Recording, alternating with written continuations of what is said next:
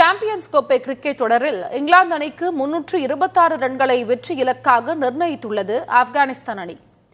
லாகூரில் நடைபெற்று வரும் பி பிரிவு போட்டியில் முதலில் பேட்டிங் செய்த ஆப்கானிஸ்தான் அணியில் குர்பாஸ், அட்டல், ரஹ்மத் ஷா ஆகிய வீரர்கள் சொற்ப ரன்களில் ஆர்ச்சரின் வேகப்பந்து வீச்சில் விக்கெட்டை இழந்தனர். எனினும் ஒரு முனையில் சிறப்பான ஆட்டத்தை வெளிப்படுத்திய இப்ராஹிம் இங்கிலாந்து அணியின் பந்து வீச்சை நாலாபுரமும் விளாசினார். 106 பந்துகளில் சதம் விளாசி அவர் அசத்தியுள்ளார்.